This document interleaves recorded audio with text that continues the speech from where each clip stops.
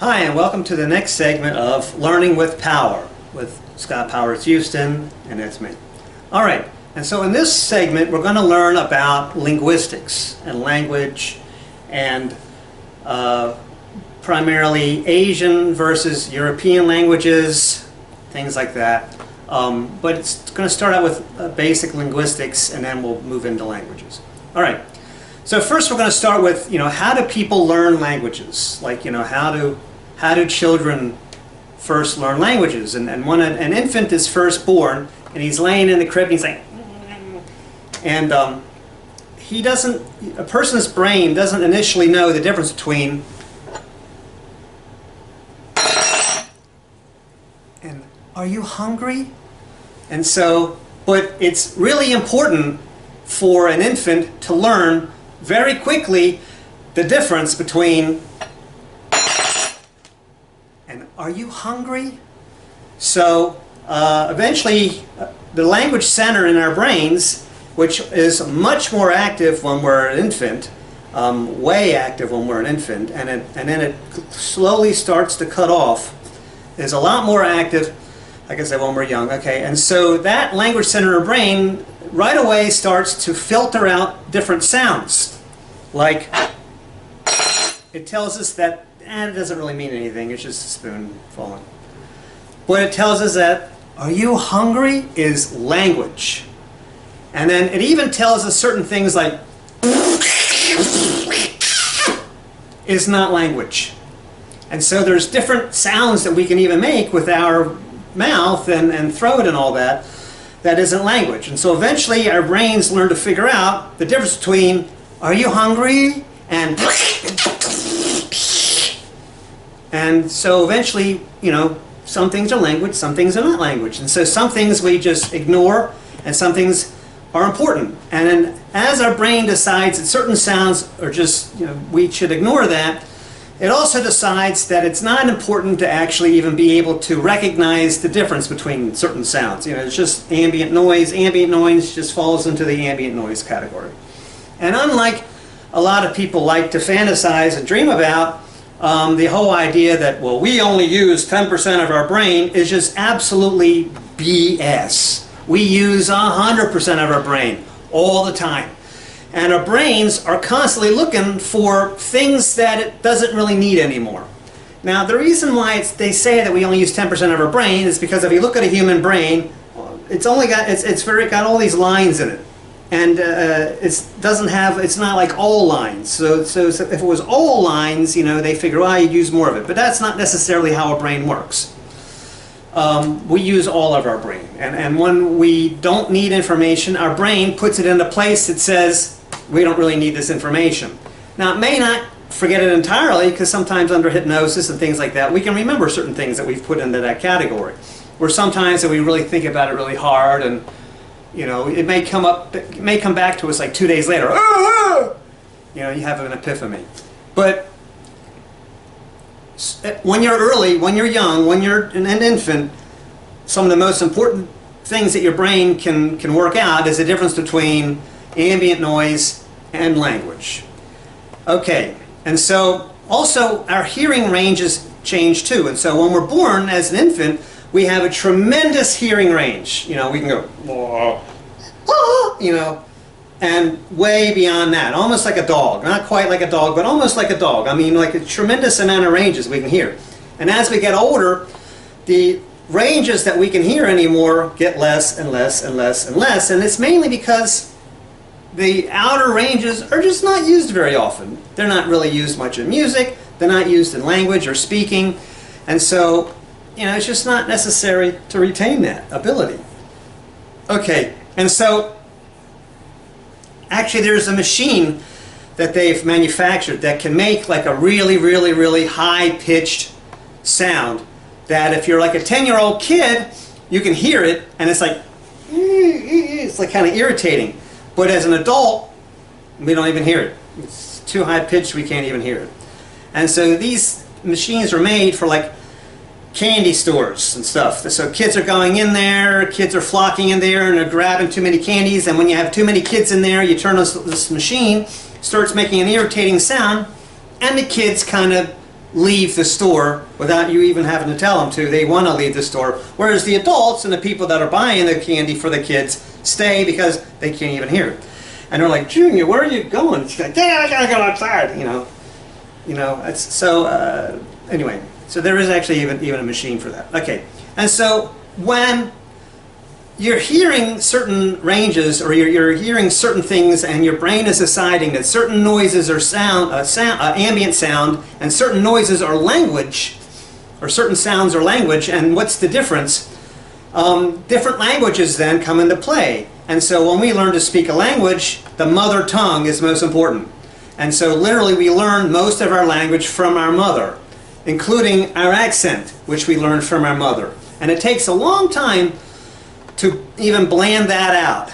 And so that dominates the way that we speak for most of our lives. And if you don't travel much, you wind up speaking like your mother spoke forever. And so as we're learning to filter out which sounds are language and which sounds are not language, some languages don't use the same sounds as other languages. And so that's why, and we'll get to this later, but that's why, for example, like in Korea, somewhat in China, Japan, they have a hard time distinguishing between like L and R, and that's kind of famous. Also in China especially, they have a hard time distinguishing between a V and a W. And then there's other things that they have a hard time distinguishing, like TH and things like that. But a TH is just an unfamiliar consonant cluster. It's not that they can't hear it, it's just a consonant cluster that they're not used to. And other languages use consonant clusters that we're not used to, like Mongolian uses LKH. So think about that, LKH. What do you think that should sound like? That's a hard one. And so SCHR, that one we know, but LKH, that's an unusual one. Okay, and so we don't hear some languages too. I mean, some sounds too. I mean, there's a sound that's used in Chinese and Mongolian, especially in Mongolian, that we also cannot hear. And it's because, like I said, the hearing ranges go down and our brain filters out what is ambient noise and what noise is actually, or what sounds are actually language. And so like in Chinese or Mongolian, the TSE sound. And in Chinese it's like z, z, z, z, z, z, and it's very common, a sound in Chinese. And so one of the hard things for a Western speaker to learn Chinese is to be able to say that sound, because it's used so often.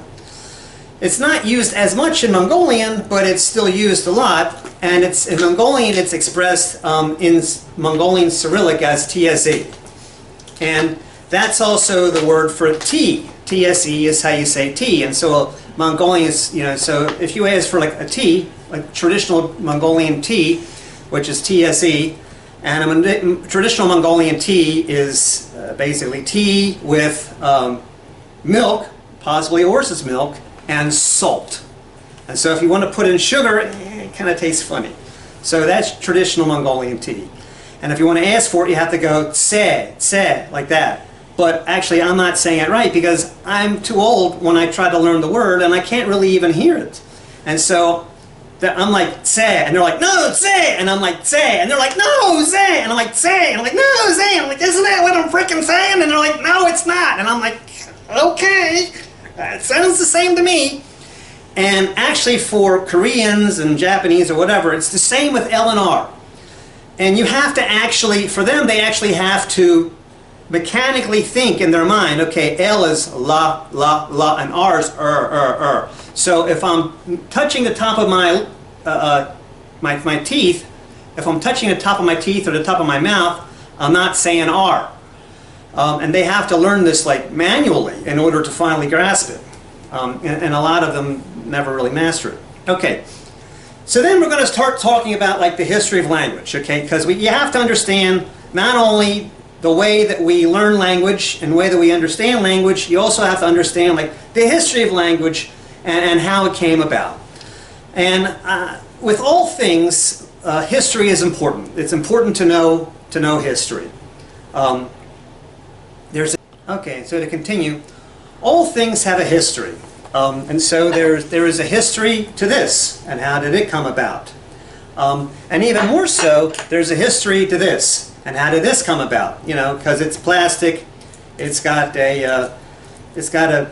insert like that with a spring. It's pretty much made like all pens are made today. But the thing is that pens didn't used to always be made that way, and so there's a history of that as well. So everything has a history.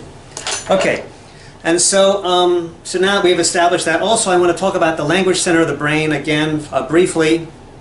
And the thing is also, so as we get older, the language center of our brain starts to shut off. I forgot to mention that. So as your brain looks for things to sort of get rid of and ignore anymore, one of the things is learning different languages. And so as the language center in our brain shuts off, as we get older, it's harder and harder to learn language at that point, and you just don't absorb it as much. And so when you're teaching English or whatever, you're teaching a language to a 6-year-old, they absorb it very quickly, and they learn it, they get fluent very quickly. But when you're older, it takes a lot longer to process that and to put it together. And it's because the language center of your brain has become, the whole language center of your brain has become a less important area to access anymore. And so that's why people who grow up in environments where they grow up in an environment where multiple languages are spoken within that environment, for them, the language center of the brain stays open longer, and they can learn languages a lot easier. So, for example, like a European. So, you know, people are always saying, oh, well, that person is so brilliant. They can speak 5 languages. Ooh, wow, they're so smart. Like, they use it as a measure of intelligence, which is just complete ridiculous BS. Because literally, every human being born in Switzerland is born knowing 4 languages. I mean, at the age of 4, they can speak 4 different languages. And Indian people are also very good with language, because actually India has 121 different languages. And Indians can learn language very, very fast. They're the best at learning languages of anybody that I've ever encountered. And part of that is because they grow up in an environment where there's lots of different languages spoken. And all Indians can speak at least 3 languages right away. Hindi, some other Indian dialect or language, and English. And so, you know, whereas in Switzerland it's going to be English, and French, and German, and Italian.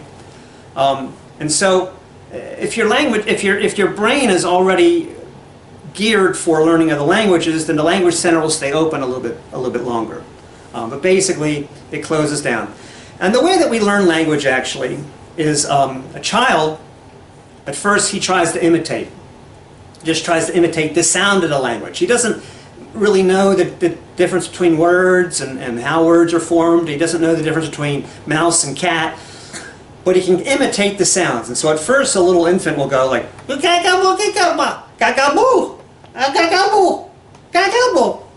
and so the mother's like, yeah, very good, gagaboo, okay, right. Eventually he learns that that's, hand.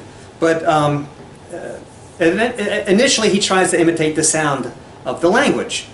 And then eventually he learns the dime will drop. That's an Australian term that I learned. The dime will drop, and I love it because pinball machine lights up, dime drops, everything, all things turn on, and then eventually they learn the language. And then a child will come in when they're like 1 year old, and they'll start talking all of a sudden, complete sentences even, because not only are they learning, because they're learning the whole thing as a whole. So they're also learning grammar. So if the mother's grammar is good, then the child's grammar is naturally going to be good, because that's how they're learning the language as a whole. And so eventually they'll start talking when they're about 1, and then you can't shut them up.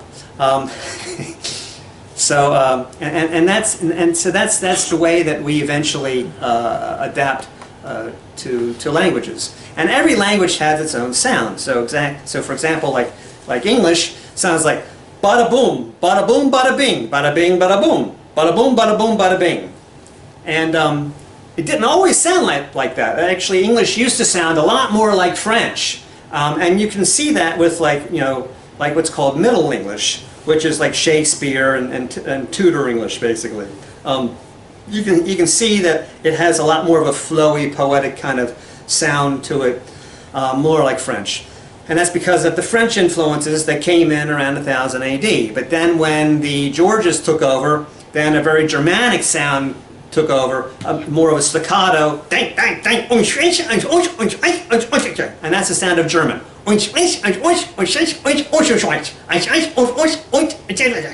That's German, okay? And French sounds like this. French is like,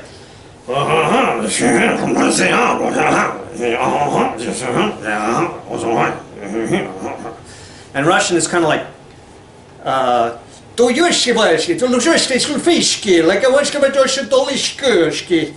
that's kind of Russian.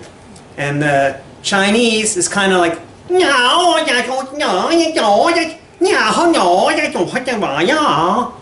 and Japanese is like,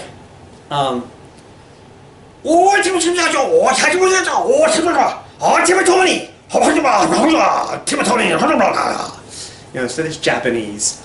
Mongolian is like,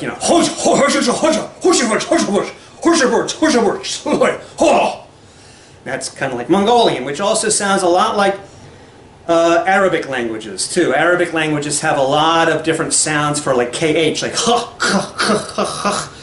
and so actually Turkish people can learn to speak Mongolian pretty easily because they share a lot of the same sounds. Whereas if you're learning a Western language, you can't hear all the different types of KHs that there are in Mongolian, but a Turkish person can because it's part of their language as well. Okay, so it's getting back to the histories of all things. So language also has a history. And so the history of language started about 150,000 years ago, around the same time that Homo sapiens sapiens emerged. And I think it was a distinguishing feature of Homo sapiens sapiens that actually gave them an advantage over other hominids, is that they could start to develop some type of a language. And initially all the tribes had their own languages, and they could all speak within their own language, and each tribe had its own language. And so there were thousands of languages around the world, all corresponding to a particular tribe. And so they may only have been, 300 people or something that could speak the language, but all the tribes had their own little languages. Those languages, so those tribes eventually became like villages. So like even in the countryside of Asia and Africa and places like that, there are villages. And in those villages, they speak dialects. And the dialect is actually a version of their own tribal language. And so you've got the language that's kind of being imposed on them, like Mandarin, which is like the government state language. But there's dialects because in your little village, you spoke a different language, and so then you still have the accent. And so, like I said, the mother tongue, you still have like an accent, which is basically a dialect. And in China today, there are like 10 basic dialects, as well as Cantonese, which is actually a whole different language. But it's similar to Chinese. It's kind of like Portuguese as opposed to Chinese, as opposed to Spanish. Portuguese and Spanish, Cantonese and Chinese, a little bit similar. Okay. And so, anyway, that's how languages started to come about. And so written languages, though, that came about a lot later. And written languages, that came around a time of when we started to have civilization. So like between 10 and 6,000 years ago is when we started to have written languages. And the reason why is because as you have a civilization, you've got like an amalgamation, you've got like the joining of a lot of different cultures now, and a lot of different villages or a lot of different tribes now are joining together and creating sort of a national identity or a nationality, or at least an identity of their civilization. And so civilization was like an amalgamation of like several different like tribes or villages or whatever. And so now they all have to be blended together. And in order for a tribal guy to talk to a tribal guy from on the other side of the empire, they both have to be able to talk to each other. And so they developed sort of a common language in between. And so when this common language started to be evolved so that we could have civilization, and we can have people from this side of the civilization talk to the people from that from that side of the civilization. So like southern Samaria could talk to people at the top part of the Tigris and the Euphrates, and upper Samaria or whatever.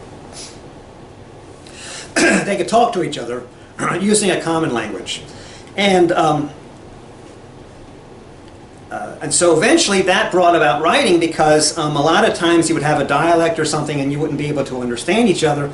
And so you would learn, and so they developed a way to symbolically represent certain words or certain sounds or certain syllables or whatever, so that they could start to, and at first actually it was different words. Different individual words started to have a different sound.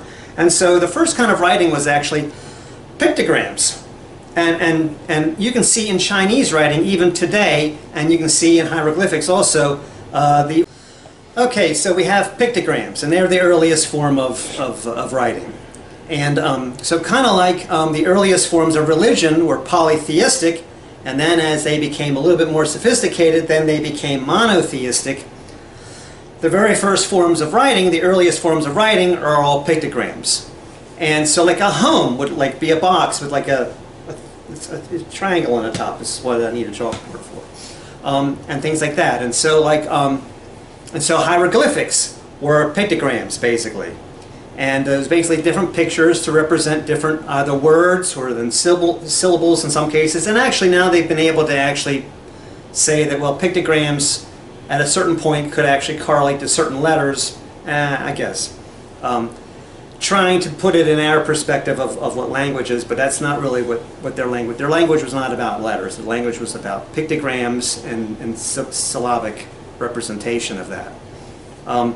So in China, for example, the symbol of China, so the first symbol in Chinese is like a rectangular box with a line going through it, and that actually meant center of the world.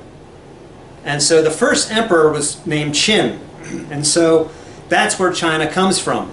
And so basically the Chinese believe that their culture, their society, they are the center of the world, the most important thing in the world, the center of the world. And so the first symbol means center of the world, and it's a very common symbol in Chinese. You'll see it, if you look at Chinese writing, you'll see that symbol reoccur many times, even when we're not writing Chinese. It's a very common sound. Okay. The Aztecs and the Mayans also developed a type of pictogram. Now, the Chinese are still using pictograms, and that's a bit of a problem. We'll get to that a little bit later.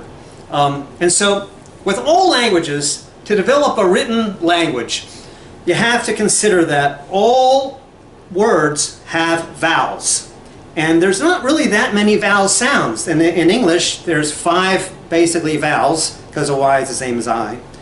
And then there's like a long sound and a short sound. So like and that's usually designated with like an E at the end. And so like the word for bone, B-O-N-E, B-O-O, bone, it's got an E at the end. The word for time, I, time, he's got an E at the end. And so a mule, M-U, mule, it's got an E at the end, okay. And mare, M-A, may, and they got an E at the end. And so there's an example.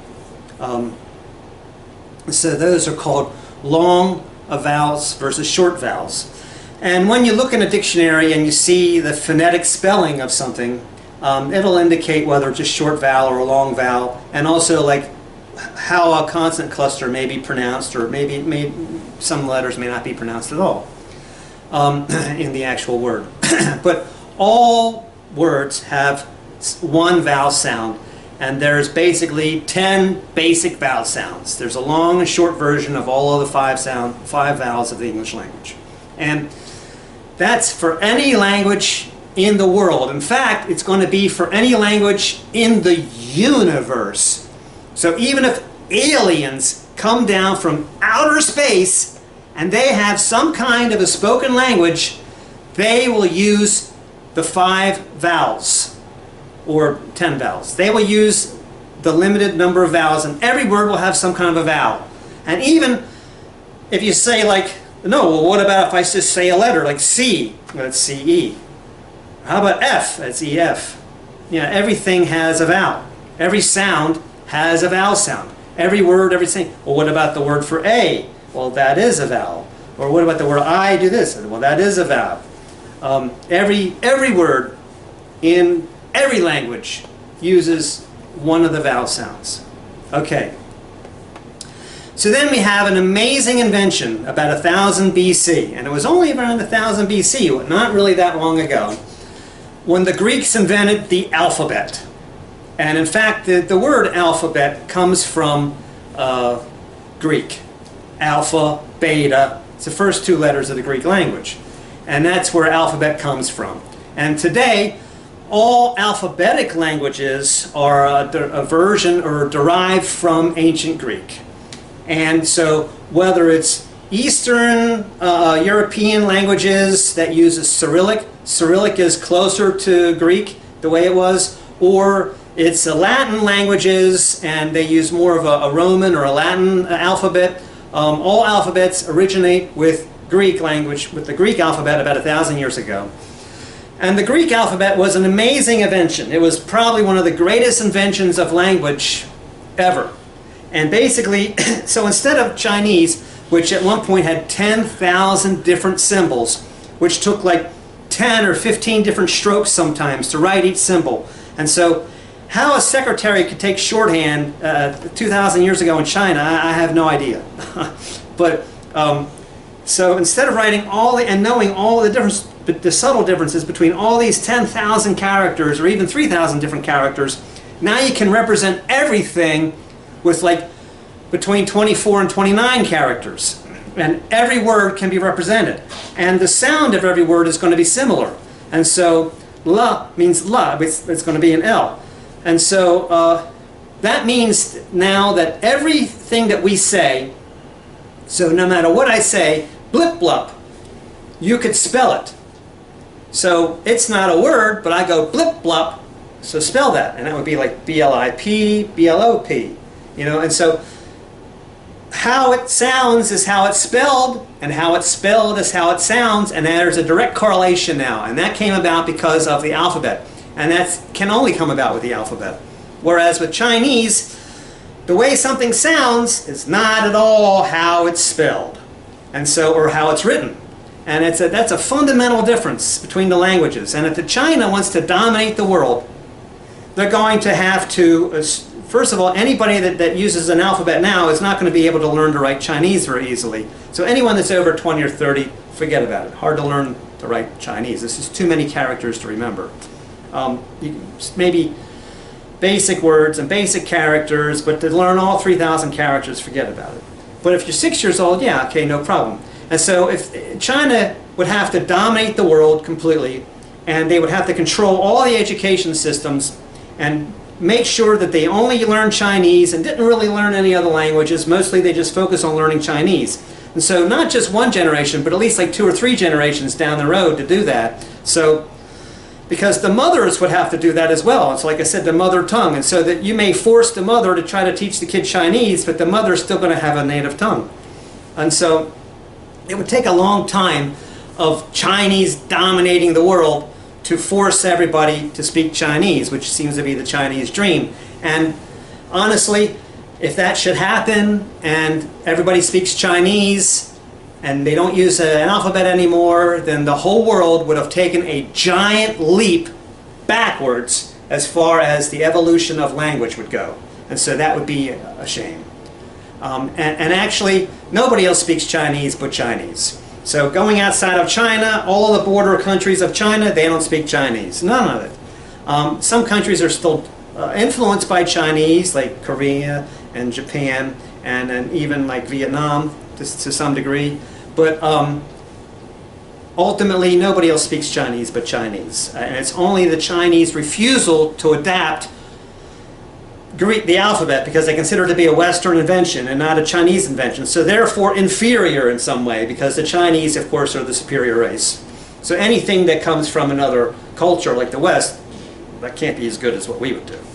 And so they refuse to embrace the alphabet. Until they do, they're going to be behind the curve. But most Chinese people are learning to speak English these days anyway, so may not really matter. Origin of pictograms. And pictograms, okay, and so this brings us to the principal differences between Asian languages, and really languages all around the world, versus European languages. And the difference is basically Asian languages and other languages around the world are strictly phonetic-based languages, whereas Western European languages, or European languages in general, are alphabetic-based languages. And the difference is because it has to do with the history of how the languages were created. And so you've got Greek, and that kind of evolved into Latin, which is the way the Romans wrote it. And then the Romans dominated all of Europe. And so eventually, after the fall of the Roman Empire, and that was kind of dissipated, they started to evolve their own sounds, their own village native sounds, and so then they were trying to take their village native kind of sounds and languages, but then they took those sounds and those languages, those native languages that they still spoke from thousands of years ago, and they applied it to Latin alphabet.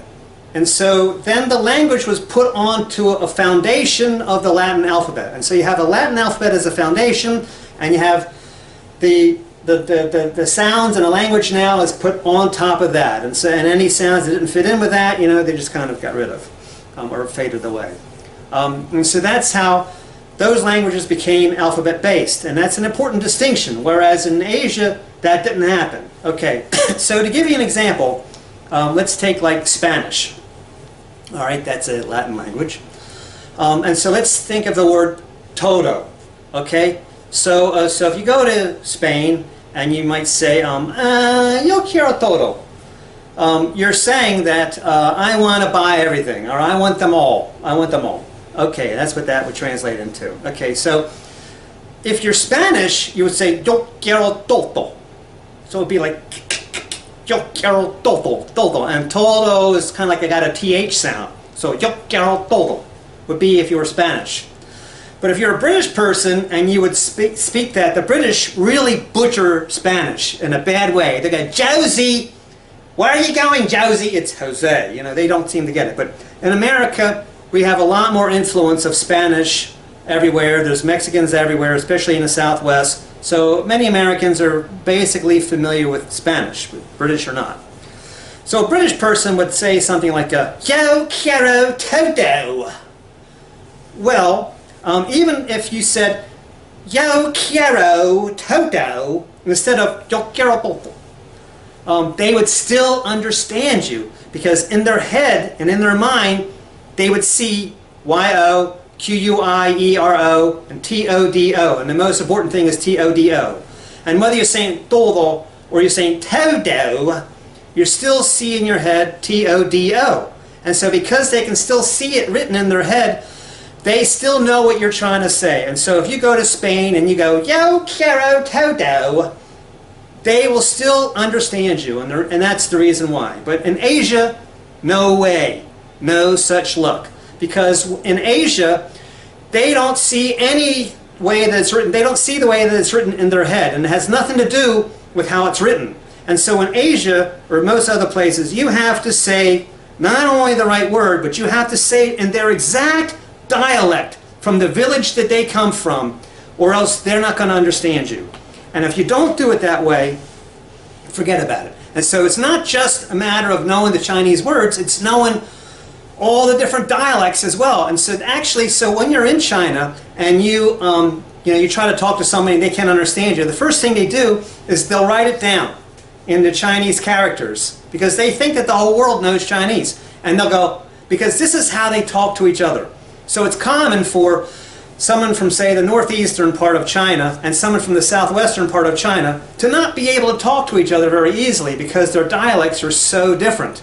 But what they will do is wherever they have trouble, they'll write it down and they'll be, oh, yeah, okay. Because the written is now Mandarin, and that's become like a universal way to write Chinese. And so there's a way, and so you write it the same way. And so the words, the way that they're written in Chinese, mean the same thing no matter what the dialect is. And so that's how they talk to you now. That's how they talk to each other. That's how they understand each other, despite having 10 very distinct different dialects. And like I said, even in the southern part of China, they speak a whole different language called Cantonese. Okay, so and so that, like I said, that derives from the tribes, and then it becomes the villages. Well, they still have villages in China and most of Asia and most of the world, and so they never developed an alphabet-based system, because they don't even use the alphabet. And in even Asian countries that use an alphabet today, that alphabet was not designed, so that alphabet was plastered on top of the language. So there's the language and how you speak it, and then someone more recently, within the last 150, 200 years, plastered an alphabet on top of that. And so it still is, it's no different than Chinese. So there's the way you say it, and oh yeah, this is the way that you write it.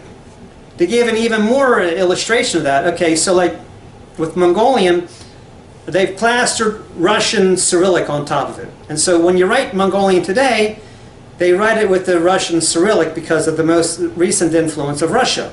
But still, a lot of words do not sound at all the way that they're spelled. Like Bayarla or Baishta, you know, that's goodbye. It's not written that way at all. But you know, they did their best, and they did a pretty decent job. But certainly, they did a lot better than Pinyin. And so Pinyin is like a form of Chinese that's like written with Latin letters or English letters.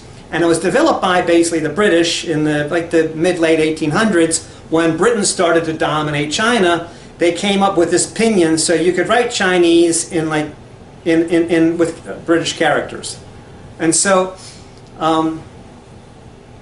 that it's not really a very good translation.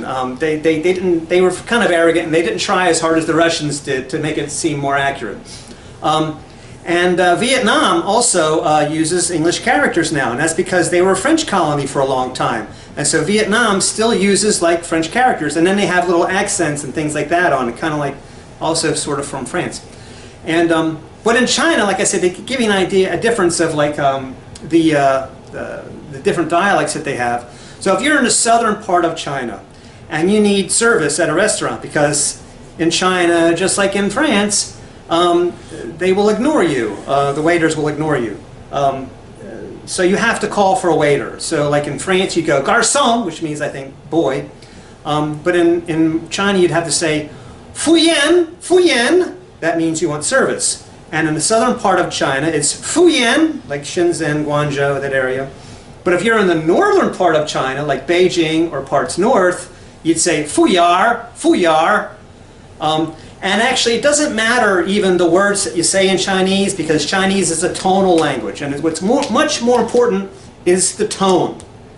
And that's why Chinese can sound so awful, because it's a tonal language. And so it's kind of like bad music.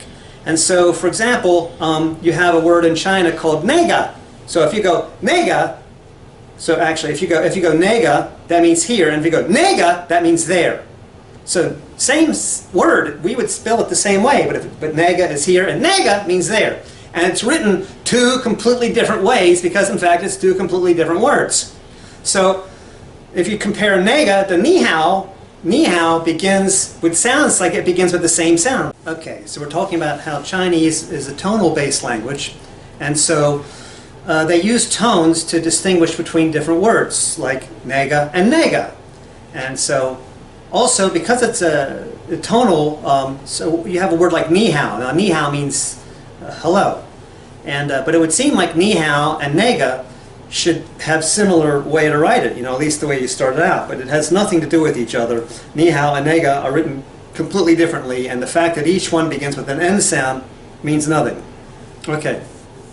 And so it's so tonal that, like, if you were to say, as long as you the consonants, the way you pronounce the consonants are not even important. The vowel sounds are important. And as long as you have the vowel sound and the tone correct, you know, you could go, ni hao ma, and they would say, oh, ni hao ma. You know, that's what it's, you know, they would still understand you. To give you another illustration of that, I remember I was in China, and I had to buy a, I can't remember if it was, I think it was a train ticket to Zibo.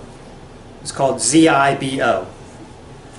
It's near Qingdao, and so I was in there and I said I need to buy a ticket to Zibo, and they were looking at me like, what? Zibo, Z-I-B-O, Zibo, Z-I-B-O, Zibo. They're like, and I went,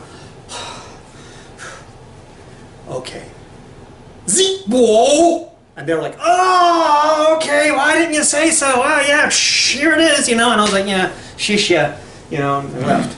Okay, but it's such an ugly sound that I don't even like to say it. in their way. And to give you an idea of why I feel like Chinese is a very ugly sounding language, it's the same as like bad music.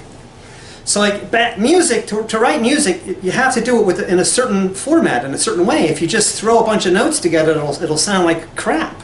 And I learned this personally when I was just a child, about 5 years old. I remember I had a cousin who inherited, so at my grandparents' house they had this second upright Kanabi piano ever, from like 1860 or something.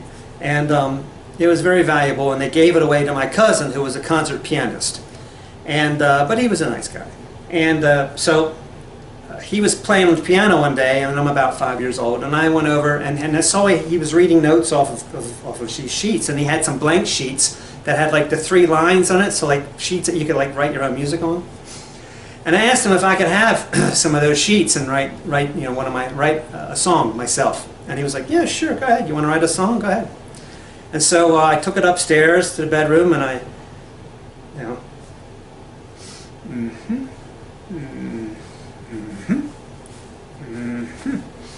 and I very carefully made this song with all the notes. I brought it downstairs, and I presented to him very proudly, this is my latest creation. And he's like, oh, you wrote this? And I'm like, mm-hmm. He's like, would you like me to play it? I'm like, mm-hmm. And so he sits it down, and he gets himself set, and he goes, boing, boing, bing, bong, bong, bong, bong, bing, bong, bong, bong, bing, bong, bong, bong, bang, bing, bong, bong, bong, bong, bing, bong, bing, bong, bong, bong, bong, boom, boom, bing, bong, bang, bang, bong. And he hands it to me. And he says, is that what you had in mind? Mm-hmm, thank you, mm-hmm. And I went upstairs, very proudly. I went into my room, and I closed the door, put the thing on my bed, and I said, oh my God, that was awful. I said, obviously there is a lot more to this than what I understand, and I am not getting it right now. So, I had to learn, how to write music. But the thing is that if you throw different tones randomly together, it doesn't sound very good. Okay, then the other thing is that it's said that Chinese is actually the hardest language to learn in the world for Westerners. It is not actually. That would be Japanese. And the reason why is because there are actually some simplistic things about Chinese. First of all, is that most all Chinese words are 2 syllables. Can be 1 syllable, but mostly they're all 2 syllables. Very rarely is a syllable, is a word 3 syllables, and if it is, it's because they borrowed it from another language. But mostly it's all 2 syllables, and that's why they use different tones, because the difference between here and there is nega and nega. And so still it's 2 syllables, still sounds the same, they just have it with a different, they just say it with a different tone. And so that's why it's a very tonal language. Whereas Japanese can have 3 syllable words, even 4 or longer, and Japanese uses grammar, whereas Chinese grammar doesn't really matter. Which is why they focus on grammar when you try to teach English, because they think grammar is the most important thing, because grammar fundamentally is like the biggest difference between Western languages and Chinese. Because in Chinese, whether you said he went to the store, or he to the store went, or store he to the went, or however you want to say it, or he's, went, store to the, doesn't matter, they'll still understand you. The grammar doesn't matter, the order of how you say it doesn't make any difference. Okay, moving on. So in other countries like, say, Korea, Korean actually has an alphabet now. Now Korean is derived from Chinese, but now they've actually realized that alphabet is the way to go. And so unlike China, they've actually embraced the idea of the alphabet, and so they have a system of writing now that looks kind of Chinese, but in Korean it's going to have like circles, like round little circles and stuff. And so if you see a language written with little circles and things like that, that's going to be Korean, not Chinese and not Japanese. Japanese is going to have little like dwips in it and things like that, and that's not going to be Chinese. Chinese is going to be all like complicated looking letters. Okay, so Korean does actually have a sort of an alphabet now. All right, and the other people that can learn to speak languages easily are Mongolians. And part of the reason why is it goes back to how we learned to speak language in the first place. Because in the language of Mongolian, they use a lot of different sounding sounds in their language. And so they're familiar with a lot of different sounds in their brain, in their language center of their brain. They recognize a lot of different sounds as language. And so it's a lot easier for them to adapt to different languages because they already know the sound. And so like even L and R, they understand the difference between L and R. Tsarina, Catherine, you know, and then more importantly, Lenin, right? And so they can say those words, and so that's part of their language as well. So they're familiar with all these different sounds, plus all the different K's and H's like you have in the Middle East. And so I think they can learn any kind of language the easiest, I think, for this reason. Whereas for like a Korean, for example, the difference between L and R, especially as you get older, just like I can't understand how to say TSE, say, I can't really say it right. They cannot say L's and R's for the same reason, because they literally cannot hear the difference. Whereas Mongolians can hear all the differences, and also they've got a higher range too that they can hear, because it's necessary for even within their own language, because there's a lot of sounds in their own language that we would think was just, you know, we would think it's like that. For them, it's language.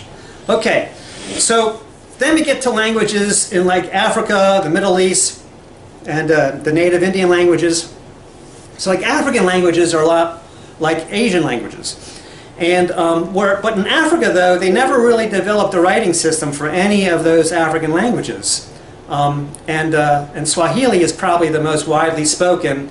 But there's not, even today, there's not really a way to write it. And there's kind of like the British, again, you know, in South Africa tried to attach some method for writing Swahili words, but it's not a Swahili thing. It's not like part of Swahili. And the Middle East, and then also most writing then is also syllabic. And so there's different characters that are based on different syllables. And this is a lot like traditional Mongolian, or like Middle Eastern languages. It's a lot more syllabic, which is also like Chinese and Japanese too. It's very syllabic. It's syllabic. It's not an alphabetic. It's each character represents a syllable. Okay, and so actually you have like traditional Mongolian looks just like any kind of Arabic language, but you just take it and you make it a quarter of a turn. You know, I'm going to say it this way, but for you this way, counterclockwise, like a quarter of a turn counterclockwise. And so Arabic you write from right to left. Mongolian, traditional Mongolian, you write from top to bottom. And it looks a lot like Arabic, except that it's twisted from top to bottom rather than from right to left. Okay. And so then in the native Indian languages, like I said, the Aztecs and the Mayans did develop a form of writing which was very advanced. And but again, it was sort of like pictograms. In Cherokee, you can actually write Cherokee. And so you're like, hey, well, the Cherokees developed a way to write their language, and they did. But that didn't emerge until around 1810 or so, and it was based off of the fact that there was a Cherokee person that was very familiar with English, and they tried to create a writing system for Cherokee, which actually stuck, and it took. And so the Cherokees all started being able to write their language like that. And that's also done in a syllabic way. It's not letters, it's syllable. Okay, and so again, Cherokee writing, which is really good because the other tribes, Indian tribes, native Indian tribes, they did not try to do writing. At least the Cherokees made an attempt to write it. And but again, it's basically pictograms and it's syllabic, just like all older writing systems were, and similar a little bit in that it's a pictogram to like Aztec or Mayan. But again, Aztec and Mayan, you know, developed many years ago, you know, 500 at least, maybe 1,000 years ago, whereas Cherokee around 1810. Okay, and then to get back to like Middle Eastern languages, so like Mongolia is not really a Middle East influenced place, but a little bit in the way that the language is. It's called a Turkic language, and so like I say, like the consonant cluster of KH is very common in Mongolian, or also it's going to be used a lot in Russian too. But that's why a lot of Turkish people can speak Mongolian pretty easily. But otherwise, it's going to be very hard for other people to speak Mongolian because it's just hard to make a lot of the sounds. whereas Turkish people can make those sounds, and they do recognize those sounds because it's used in their language. Okay, so now to review, the main, I guess, doctoral thesis point that I'm making here in this whole entire episode is the difference between alphabetic-based languages and phonetic-based languages. And so most ancient languages and historical languages, and for most languages all around the world, especially in Asia, are phonetic languages, which means that you have to get the sound of the language exact in order to be able to communicate to each other. Because if you don't, they can't understand you. And so even if you're just pronouncing it a little bit differently, like from different tribes even, or from different villages, they still won't understand you. It has to be perfect pronunciation, which makes those languages very hard to learn.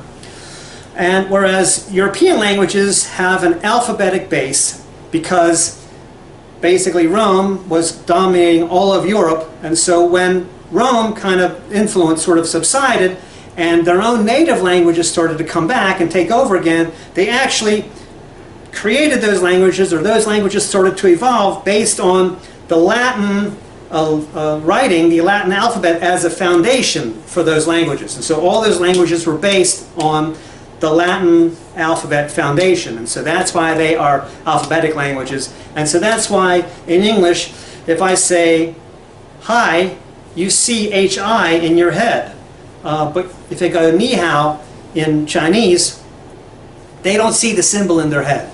They're strictly looking for the way that it sounds. Okay, and actually with Chinese, the tone as well. Okay, and so I guess that about wraps it up for this lesson, episode 10 of Learning with Power. Again, my name is Scott Powers Houston, and I'm glad that you were here with me for this, and we'll look forward to seeing you next week. Take care.